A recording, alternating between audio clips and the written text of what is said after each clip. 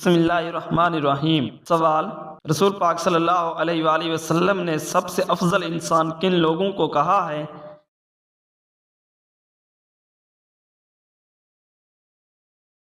جواب: آپ صلی اللہ علیہ وآلہ وسلم نے فرمایا، ہر وہ شخص جو دل کا صاف اور زبان کا سچا ہو افضل ہے۔ سوال: جہنم کی آگ کا رنگ کیسا ہوگا؟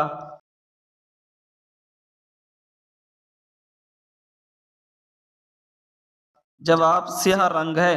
سوال: وہ کون سی عورت ہے جو جنت کے جس دروازے سے چاہے داخل ہو سکتی ہے؟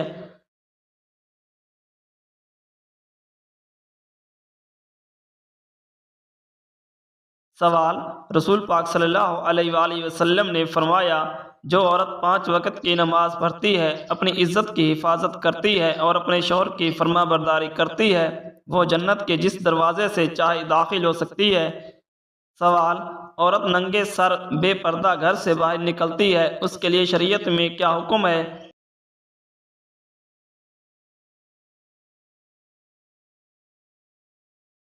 جواب: رسول پاک صلی اللہ علیہ وآلہ وسلم نے فرمایا، جو عورت ننگے سر بے پردہ گھر سے باہر نکلتی ہے تو اس کے ساتھ 4 آدمی جہنم میں جائیں گے۔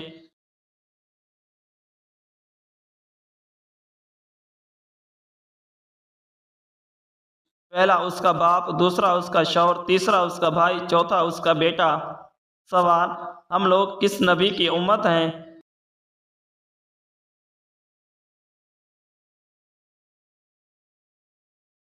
جواب: پیارے نبی حضرت محمد صلی اللہ علیہ وآلہ وسلم کی امت ہیں۔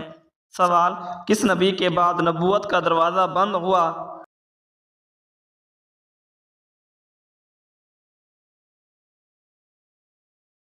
جواب: حضرت محمد صلی اللہ علیہ وآلہ وسلم کے بعد۔ سوال: پریشانیوں کو خوشی میں کس طریقے سے بدلا جا سکتا ہے؟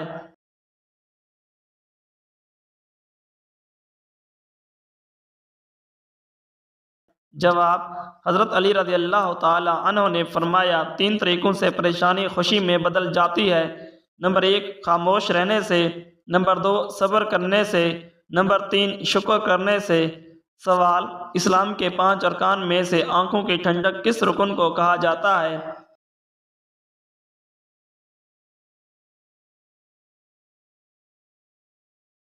جواب: نماز کو کہا جاتا ہے۔ سوال: وہ کون سی صورت ہے جس کو پڑھنے سے 70,000 فرشتے ہر طرف سے آپ کی حفاظت کرتے ہیں؟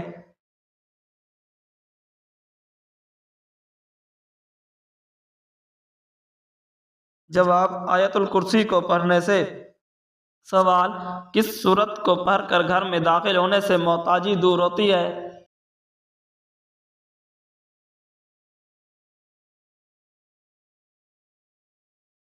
جواب: آیت الکرسی کو پڑھنے سے۔ سوال: رسول پاک صلی اللہ علیہ وآلہ وسلم نے اچھی موت کی کیا نشانیاں بتائی ہیں؟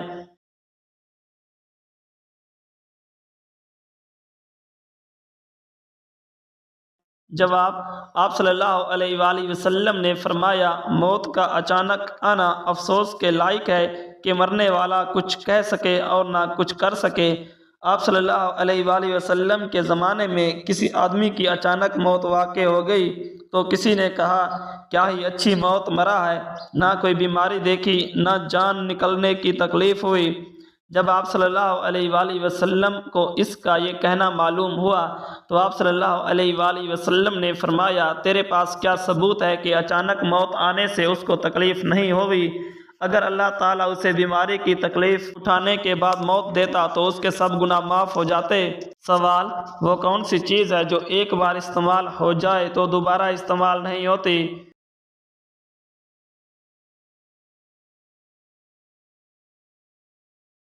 جواب: وقت۔ سوال: وہ کون سا پرندہ ہے جس کا ذکر قرآن پاک میں آیا ہے؟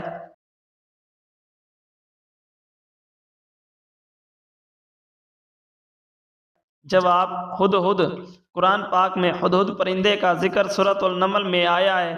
حضرت سلیمان علیہ السلام کو اللہ تعالیٰ نے پرندوں اور جانوروں پر بھی اختیار عطا کیا تھا۔ حضرت سلیمان علیہ السلام کی فوج میں پرندے بھی شامل تھے، جن میں ہدہد ایک خاص پرندہ تھا۔ اس کا ذکر اس وقت ہوا جب حضرت سلیمان علیہ السلام نے اپنی فوج کا جائزہ لیا اور دیکھا کہ ہدہد موجود نہیں ہے، تو حضرت سلیمان علیہ السلام نے فرمایا کہ اگر ہدہد کوئی معقول وجہ نہیں لایا تو اسے سزا دی جائے گی۔ کچھ وقت بعد ہدہد آیا اور حضرت سلیمان علیہ السلام کو سبا کی ایک قوم کے بارے میں خبر دی۔ اس نے بتایا کہ وہاں ایک عورت ملکہ بلقیس حکومت کر رہی ہے اور وہ اس کی قوم سورج کی عبادت کرتی ہے۔ سوال: کالا خضاب لگانے سے کیا ہوتا ہے؟ سوال: کالا تیزاب لگانے سے کیا ہوتا ہے؟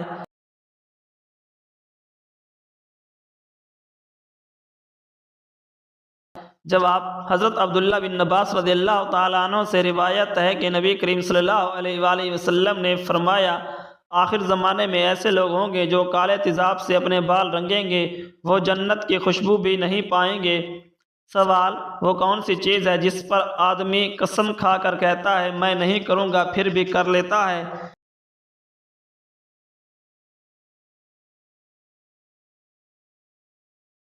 جواب: دھوکہ۔ انسان ایک مرتبہ دھوکہ کھانے کے بعد وعدہ کر لیتا ہے کہ آئندہ ایسی غلطی نہیں کرے گا، پھر بھی دھوکہ کھا لیتا ہے۔ سوال: کان پر بال آنا کس چیز کی علامت ہے؟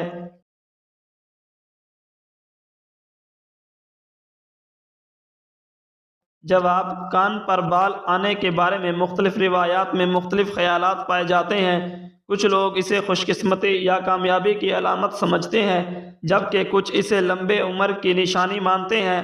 البتہ اسلامی یا کسی مذہب نقطہ نظر سے اس بات کی کوئی خاص علامت نہیں بتائی گئی کہ کان پر بال آنا کس روحانی یا غیر معمولی چیز کی نشانی ہے۔ عام طور پر یہ جسمانی تبدیلی یا عمر کے اثرات کی وجہ سے ہوتا ہے۔ سوال: کس بادشاہ نے اپنی سگی بہن سے شادی کی تھی؟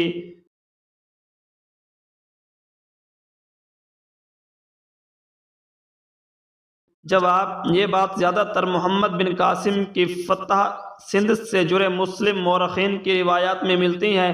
بعض مسلم مورخین نے راجہ دہر پر یہ الزام لگایا کہ اس نے اپنی بہن سے شادی کی، لیکن یہ الزام زیادہ تر سیاسی یا مذہبی بنیادوں پر لگایا گیا۔ معلوم ہوتا ہے کہ ہندو ذرائع اور غیر جانبدار تاریخ دانوں کے مطابق اس طرح کا کوئی عمل راجہ دہر کی ثقافت یا ہندو مذہب میں قابل قبول نہیں تھا۔ ہندو دھرم کے اصولوں کے مطابق بھائی اور بہن کے رشتے کو مقدس سمجھا جاتا ہے اور ان کے درمیان شادی کا کوئی تصور نہیں۔ راجہ دہر کا تعلق برہمن خاندان سے تھا جہاں اس طرح کا عمل سخت ممنوع ہے۔ سوال: وہ کون سے نبی ہیں جب وہ چلتے تھے تو ان کے ساتھ پہاڑ بھی چلتے تھے؟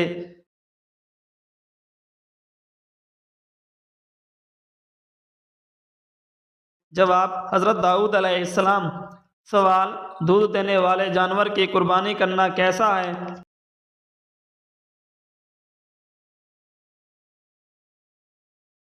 جواب: جائز ہے۔ سوال: وہ کون سا راستہ ہے جس پر شیطان نہیں بیٹھ سکتا؟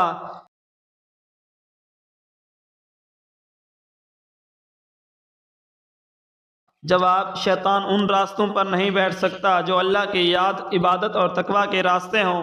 سوال: کیا کوئی شخص علم کی جستجو میں مرنے کے بعد بھی زندہ رہ سکتا ہے؟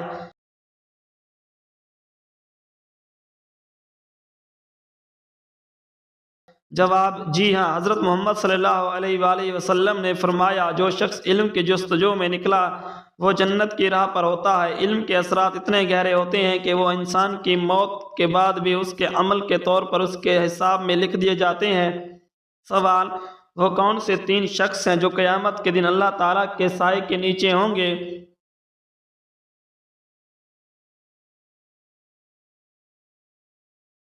جواب: کثرت سے درود پاک پڑھنے والا، سنت نبی زندہ کرنے والا، نمبر 3 امت کی پریشانی دور کرنے والا۔ سوال: غیبت کسے کہتے ہیں؟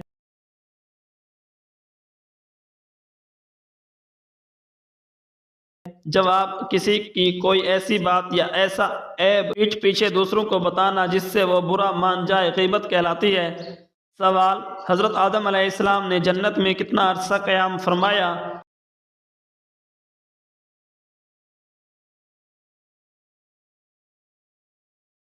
جواب: 5000 سال قیام فرمایا۔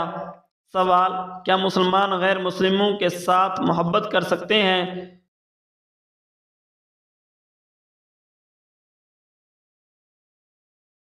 जवाब, इस्लाम में मुसलमानों को अपने गैर मुस्लिम हमसायों, दोस्तों और माशरती हलकों के साथ हुस्न सलूक करने की हिदायत दी गई है। कुरान में फरमाया गया कि तुम्हें अल्लाह की राह में उनसे लड़ने का हुक्म नहीं दिया गया जो तुमसे लड़ते नहीं हैं और तुम्हें तुम्हारे दीन में ज़बरदस्ती नहीं करते। इससे ज़ाहिर होता है कि इस्लाम में हुस्न सलूक और इंसानियत की खिदमत पर जोर दिया गया है। सवाल, क्या किसी के लिए दुआ करना इस्लाम में जायज़ है?